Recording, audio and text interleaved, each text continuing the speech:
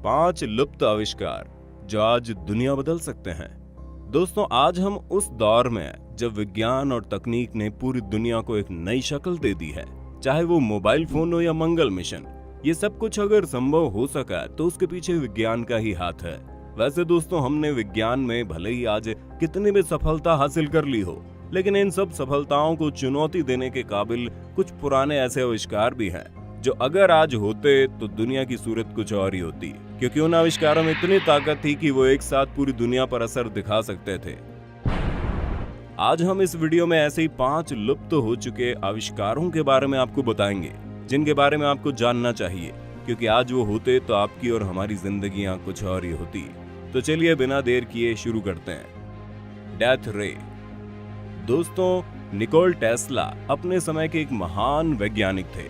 उन्होंने जो भी आविष्कार उस जमाने में किए वो उस समय के विज्ञान से काफी आगे की खोज थी।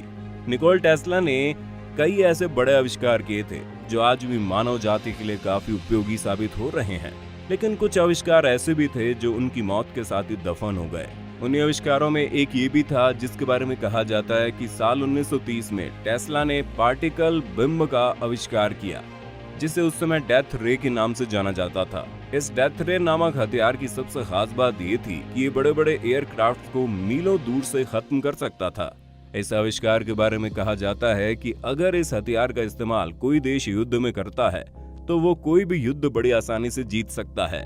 निकोला टेस्ला अपने इस आविष्कार का पूरा काम नहीं कर पाए, क्योंकि इसे बनाने के लिए जितने पैसे उन्हें चाहिए थे वो उस वक्त उनके पास नहीं थे।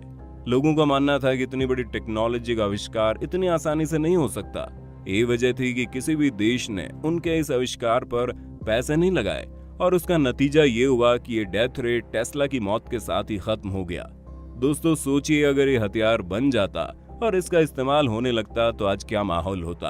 आप हमें अपनी राय कमेंट सेक्शन में बताना। स्लू डिजिटल कोडिंग सिस्टम।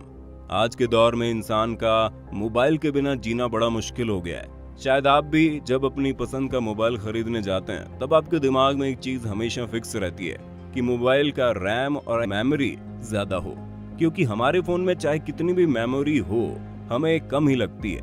यही से हम आपको उस दूसरे लुप्त आविष्कार के बारे में बताएंगे जो अगर आज होता तो आपको इतनी ज्यादा मेमोरी की कभी जरूरत ही नहीं पड़ती।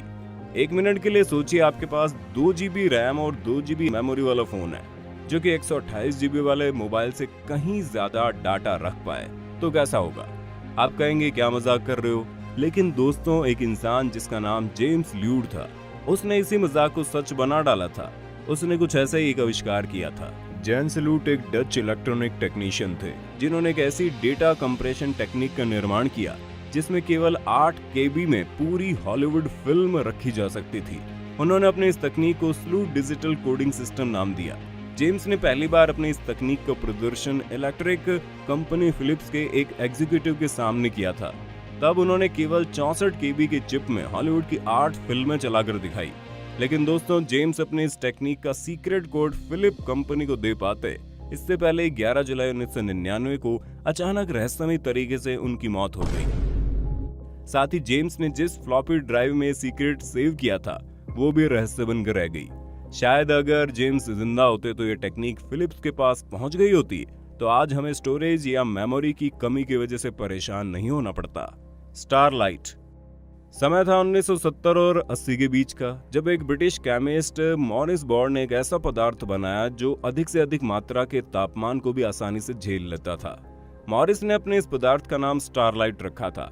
एक TV channel science and technology पर अपने पदार्थ की क्षमता दिखाते हुए मॉरिस ने बताया ये पदार्थ 10,000 डिग्री तक के तापमान को सहन कर सकता है। साथ ही उनका ये मानना था कि ये पदार्थ न्यूक्लियर विस्फोट का तापमान भी बड़ी आसानी से झेल सकता है। उन्होंने बताया एक अंडे को इस पदार्थ यानी स्टारलाइट से चारों तरफ से ढककर आग में फेंक दिया जाए तो अंडा बिल्कुल सुरक्षित रहेगा। उनके इस पदार्थ में नासा ने भी एक्सपेरिमेंट करने की पेशकश की, लेकिन मॉरिस ने अपने इस पदार्थ को बनाने का तरीका गुप्त रखा और बाद में उनकी मौत के साथ ही आविष्कार हमेशा के लिए खत्म हो गया। क्रोनोवाइजर। ऐसा कहा जाता है साल 1964 में फादर एनर्टी ने एक ऐसी मशीन का आविष्कार किया जो अतीत में घटी घटनाओं को आसानी से सुन और देख सकती थी। इस मशीन को उन्होंने क्रोनोवाइजर नाम दिया।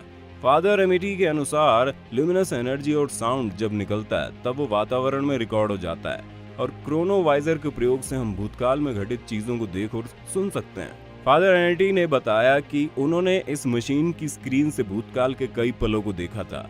अपने अंतिम क्षणों में फादर एमिटी ने उन सभी लोगों से मुलाकात की जिन्होंने उनका इस मशीन को बनाने में सहयोग दिया था। हालांकि बाद में उनके इस मुलाकात के बाद इस मशीन को मिटा दिया गया। Cloud buster. दोस्तों, बारिश धरती पर जीवन के लिए बहुत जरूरी है और हम सब मानसून आने पर बारिश होने की आशा करते हैं। क्लाउड बस्टर एक ऐसा ही डिवाइस है जो बादलों से बारिश करवाने में सक्षम था और इस डिवाइस का निर्माण एक ऑस्ट्रेलियन वैज्ञानिक विल्हेम रिक ने किया। असल में ये मशीन वातावरण में बारिश के लिए मौजूद ऊर्जा को अपने हिसाब से बदल सकती थी और जो एनर्जी इस डिवाइस में मैनिपुलेट होती थी उसे विल्हेम रिक ने ऑर्गन एनर्जी का नाम दिया था। साल 1953 में 2 किसानों के कहे अनुसार इस मशीन को प्रयोग में लाया गया। जानकारी के अनुसार विलियम रिक ने 6 जुलाई 1953 को क्लाउड बस्टर मशीन का प्रयोग सुबह के समय किया और शाम को बारिश हो गई। 1953 के बाद उन्होंने इस प्रयोग को दोबारा कभी नहीं किया क्योंकि इस आविष्कार और मशीन को गैर कानूनी करार दे दिया गया और फिर दोनों को हिरासत में ले लिया गया और जेल में भी उन्होंने अपना अंतिम समय बिताया। कई इतिहासकारों का मानना है कि विलियम रिक के इस आविष्कार से किसानों को काफी फायदा होता और फसल की पैदावार अच्छी होती। दोस्तों, आज भी विलियम रिक के आविष्कारों के अवशेषों को रैंगले माइन संग्रहालय में देखा जा सकता है। तो दोस्तों, ये थे वो 5 आविष्कार जो आज मौजूद तो नहीं है लेकिन उनके अनोखे कॉन्सेप्ट की वजह से इन्हें हमेशा याद रखा जाएगा। हम आशा करते हैं एक दिन इन आविष्कारों पर वापस काम करके इन्हें उपयोग में लाया जा सकेगा। आपको ये वीडियो कैसा लगा कमेंट में बताइए। अगर आपके पास भी कुछ ऐसे आविष्कारों की कोई कहानी हो तो कमेंट बॉक्स में हमारे साथ साझा करें और वीडियो को लाइक और चैनल को सब्सक्राइब करना ना भूलें।